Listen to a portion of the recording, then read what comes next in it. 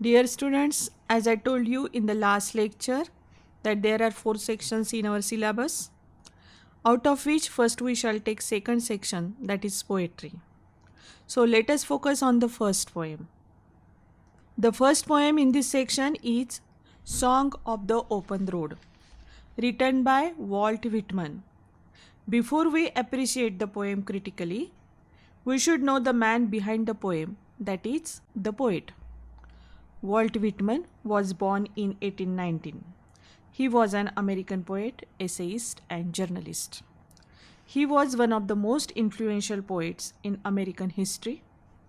He has also been called the father of free verse. In Marathi, free verse means Mukta Chanda. A poem of free verse does not have a rhyme scheme or regular rhythm. This poem, Song of the Road, is taken from the poetry collection entitled Leaves of Grass.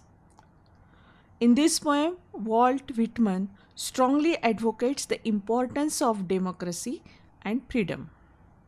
His O Captain, My Captain, a poem written on the death of Abraham Lincoln, has become widely popular in the world.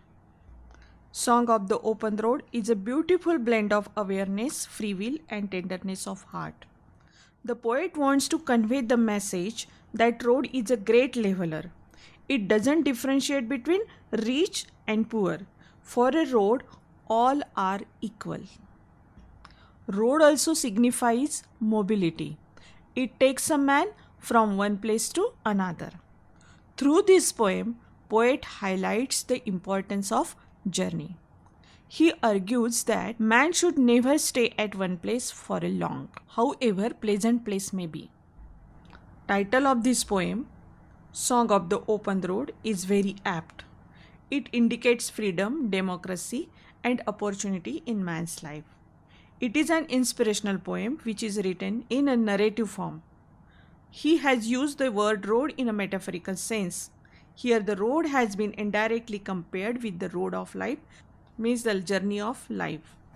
Through this poem, the poet wants to convey that man should always go ahead and explore the new world in life. The poem is divided into 4 separate stanzas. There is no fixed rhyme scheme in this poem. The first stanza contains 3 lines while the other 3 stanzas have 4 lines each. The speaker of the poem is poet himself. Now let us read the first stanza of the poem. Afoot and light-hearted I take to the open road. Healthy, free, the world before me, the long brown path before me leading wherever I choose. The poet has started his journey on the open road on foot. He says that the entire world is before him to explore. He is in a jolly mood. He is healthy and light-hearted. He does not carry any burden. He is free from worries and tensions. The road is wide open before him. There are no obstacles or hurdles on the road. Rather, it presents endless opportunities before the poet. Now the poet is free to choose to go wherever he wants. Through the first stanza of the poem, the poet wants to convey that man's life should be like that of a vagabond or a wanderer who moves aimlessly to explore the world. So the journey of the poet symbolizes the endless voyage. Now let us read the second stanza.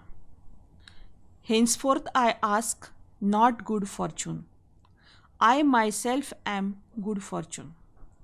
Henceforth I whimper no more, postpone no more, need nothing. Done with indoor complaints, libraries, querulous criticism, strong and content, I travel the open road. In this stanza, the poet expresses his confidence, optimistic attitude towards life. He says he himself has a good fortune. He doesn't need anyone to bless him with good fortune. He doesn't ask for it because he is confident of creating his own fortune. He says, मीच माझ्या जीवनाचा शिल्पकार. He is the commander of his own ship. Henceforth I whimper no more, postpone no more, need nothing. In this line, the poet says that He does not weep or cry for anything. He has no grudges and complaints against the world. Whatever the obstacles come in the journey of life, he is ready to face and overcome them. He says he does not want to postpone anything in his life because he doesn't expect anything from anyone. He says that he has started his journey and he will keep on exploring the world. Nobody can stop him. Done with indoor complaints, libraries, querulous criticism. In this line, the poet says he doesn't have to think about the indoor complaints made in the past. He is fed up with it. Now he doesn't worry about them. He is not concerned about the day to day matters that keep on worrying people. He has gone beyond that now. Poet is not interested in the information and knowledge provided by books from the libraries. He believes in practical wisdom and experience provided by the world in the journey of life. Similarly, he does not bother by the irritating criticism made by the people living around him. He says he is done with this type of criticism. He is not interested in blaming people or quarreling with them. He is beyond everything now. Strong and content, I travel the open road. In this line, the poet says he does not want to stay at one place for a long time. He says he is mentally and physically strong. He is also satisfied and content to travel on the open road alone.